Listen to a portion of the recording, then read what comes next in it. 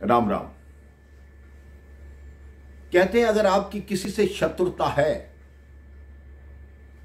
किसी से आपकी दुश्मनी है, तो यह आवश्यक नहीं उसे शस्त्र से ही मारा जाए। उसके मन में कोई भी गलत फहमी डाल दीजिए, कोई भी वहम डाल दीजिए, वो स्वयं मर जाएगा। किसी राजा के 4 पुत्र थे। जो सबसे बड़ा पुत्र था वो पहली रानी से था, जिसकी मां का देहांत हो चुका था। और जो दूसरी रानी थी उसके 3 पुत्र थे।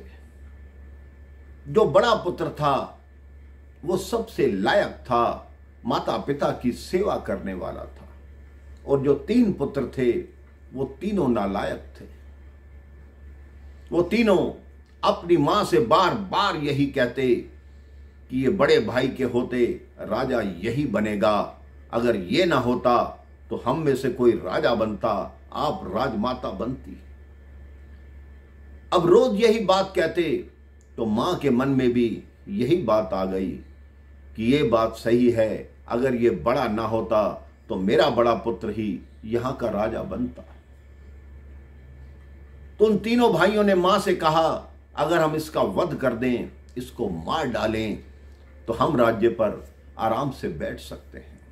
मां ने कहा, ऐसी बात कभी सोचना मत, क्योंकि अगर उसको कुछ भी हुआ तो सारी शंका तुम्हारे पर ही आएगी। इसलिए मैं कोई ऐसा उपाय करूंगी कि उसको मारने की आवश्यकता ही नहीं पड़ेगी, वो स्वयं ही मर जाएगा। तो उन तीनों पुत्रों ने कहा, आप ऐसा क्या करने वाली हैं?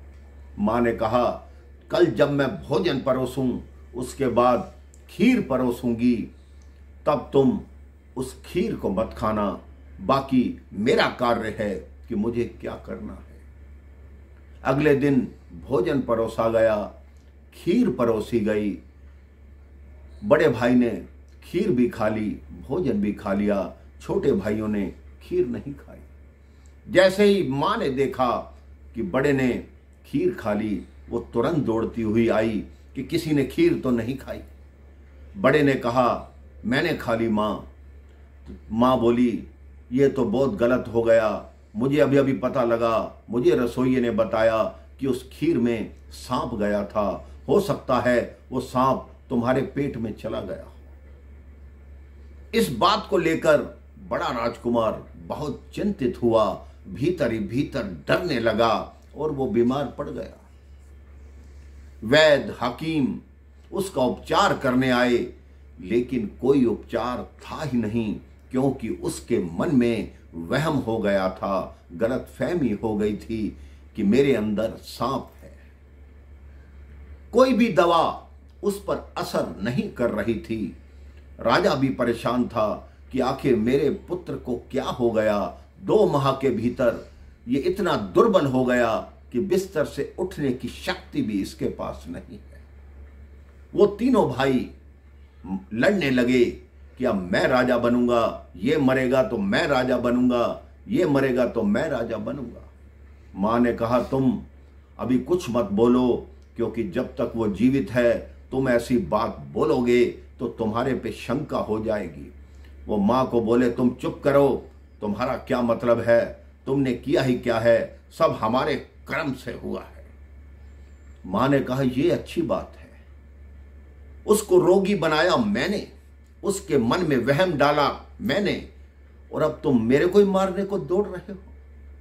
उन तीनों पुत्रों ने कहा, तुम अब कुछ नहीं कर सकती, उसको बचा नहीं सकती। मां ने कहा, जब उसके मन में मैं वहम डाल सकती हूं तो निकाल भी सकती हूं। उन्होंने कहा, अब तुम कुछ नहीं कर सकती। अगले दिन प्रातः बड़े वाला बेटा शौच होकर आया तो मां ने कहा, बेटा शौच करने तुम गए थे? तो उसने कहा, हाँ।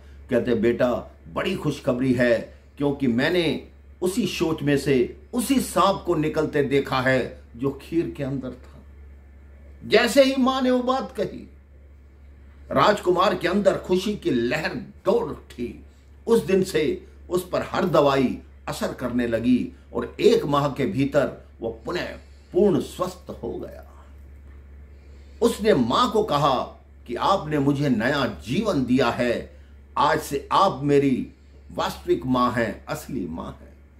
मां की आंखों से झरझर आंसू बहने लगे कि जिस सौतेले बेटे के मन में मैंने वहम डाल दिया, वो मेरी कितनी पूजा करता है, कितना मुझे पूछता है, और मेरे अपने पुत्र कितने नालायक हैं। आज के बाद मैं कोई ऐसा कार्य नहीं करूंगी जिससे इसके मन को ठेस लगे।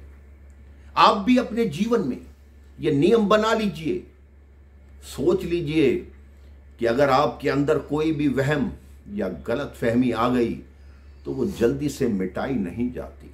आपके अपने मन को संतुष्ट करना होगा कि ये वहम है, ये गलत फहमी है, इसको मिटाएं और अपना शीश भगवान के चरणों में झुकाएं।